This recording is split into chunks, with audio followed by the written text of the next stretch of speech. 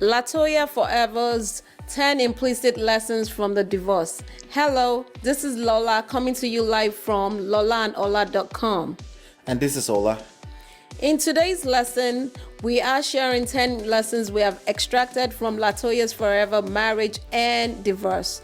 We are tapping into Latoya's life with her estranged husband, Adam Ali, so we can all learn some pitfalls to avoid.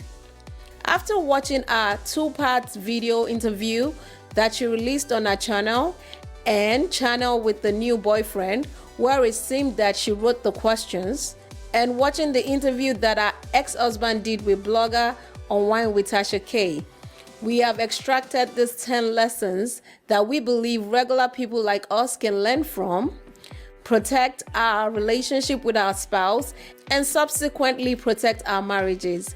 Without any further ado, let's dive right in.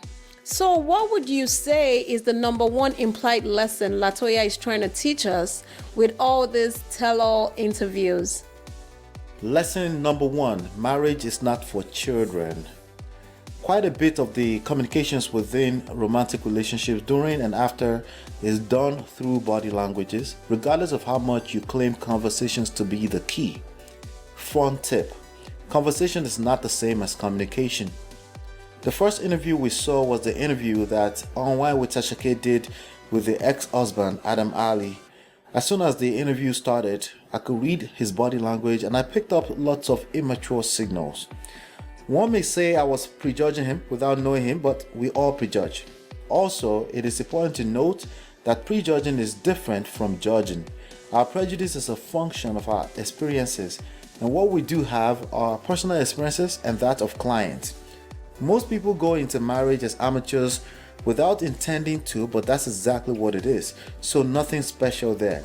With what we saw in Latoya's conduct on the reality TV show, The Real Housewives of Atlanta, her childish attitude to life was displayed quite a bit. So you can imagine how immature they were as far back as 2011 when they first got together.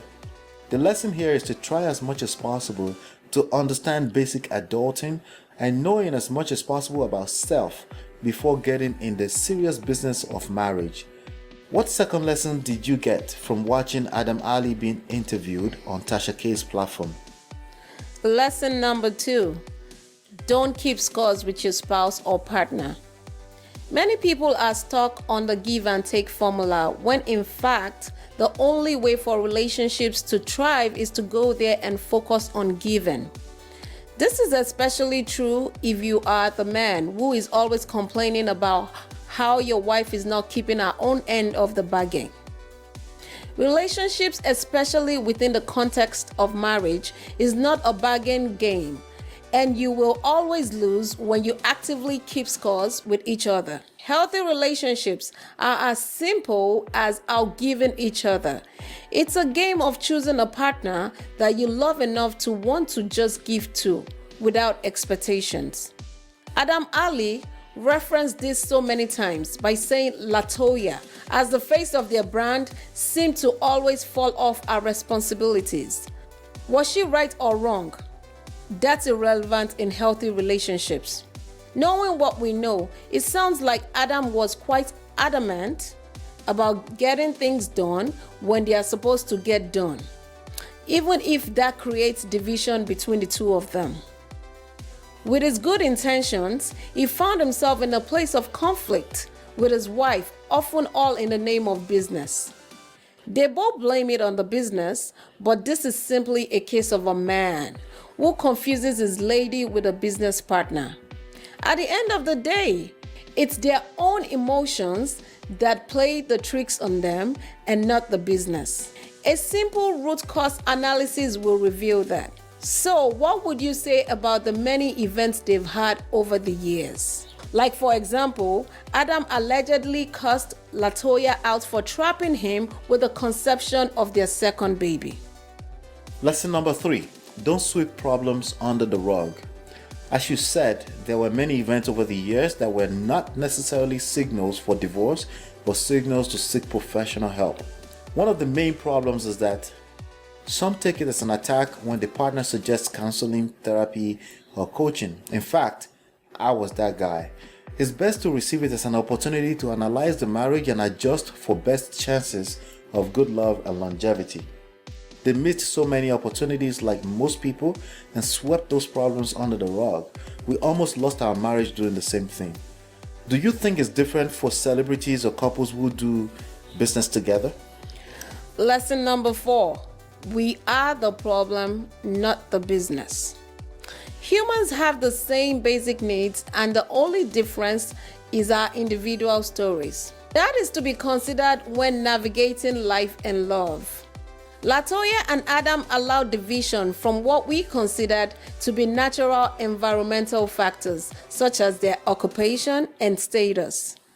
They could have also learned how to orchestrate unity by leveraging what they loved about each other.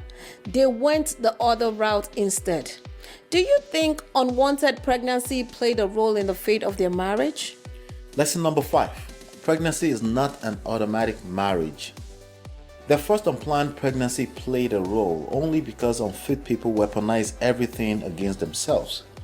But it is worth noting that it can be problematic to make pregnancy into an automatic marriage. We also know people who have succeeded in building a meaningful marriage from that type of scenario. It simply took taking the marriage seriously enough to not keep winging things along, but commit to the process of learning. They both allegedly made a choice to cheat on each other. Did that guarantee the divorce? Lesson number 6. Cheating is a symptom, not an excuse, still a choice. The answer to that question is no, but it was an added layer to the amount of work it would take to bring that marriage back. The betrayal of physical or emotional infidelity cuts deeply, and coming back from that is like waking up an 800 years old dead body. But with God, all things are possible. All it takes is the same choice, but much emotional work to fix the underlying issues, because cheating is a symptom at the end of the day. Were they compatible? Lesson number 7. Being equally yoked tends to be irrelevant when you are in love. Compatibility, for the most part, tends to become a question when people don't want to take responsibility in nurturing the relationship or marriage they committed to. In these types of cases, people are very quick to judge them on not making sure of compatibility before they married, but it's complete high horse nonsense. Even if you ask the question of compatibility before you married, there's an extremely good chance that you won't have the proper context to assess that because you have not been tested. In fact, you are in love. If you feel differently, be patient, just wait for it. You'll be tested from a blind spot. It's inevitable, and that's why ultimately marriage is a step of faith. Two unique human beings coming together to play life is not a joke. Regardless of religion, creed, or culture, humans have PTSD from different types of trauma level. Romantic relationship, especially within the context of marriage, will test everyone involved at levels they've never experienced before. So premarital counseling will only help if it involves learning, conflict, and crisis handling, because these things are inevitable no matter how strong your equally yoked compatibility formula is. Don't get it twisted because of what they said. Latoya and Adam were in and out of love multiple times like the rest of us. But aren't these things common sense? Lesson number 8. Common sense is a terrible guide to a successful marriage. We have learned together that everyone has common sense, and that is why it's common. Here is common sense. The idea that we love doing the same thing professionally, so we must be compatible romantically. Latoya and Adam are great examples of how that plays out when it comes to marriages. Not so well, right? Who do you think is at fault here? Lesson number 9. Hurt people hurt people. This question creates the same problem that keeping scores with the spouse or partner creates. It creates division and eliminates unity. It's never a matter of fault. It is more so a function of so many variables to be unpacked in the experience of marriage, preferably with a professional. Everyone has been hurt and experienced disappointment at one level or the other. So it's only natural to pull up guards at any sight of feeling unsafe and insecure. Hurt people. So Latoya and Adam simply experienced a vicious cycle that would take a tremendous level of humility, time, patience, and most likely professional to break. Do you think the outside world, who are always in their comments and on blogs, played a role? Lesson number 10. Opinions are like assholes. Everyone has one. When you understand how life and love works, you will also understand that it's okay for people to have opinions about your relationship. But as public figures, you would have also understood that you're both humans and there is only so much you can handle emotionally. That means therapy, counseling, and coaching would be on standby if you have to be in a position to process millions of terrible opinions about your life every day.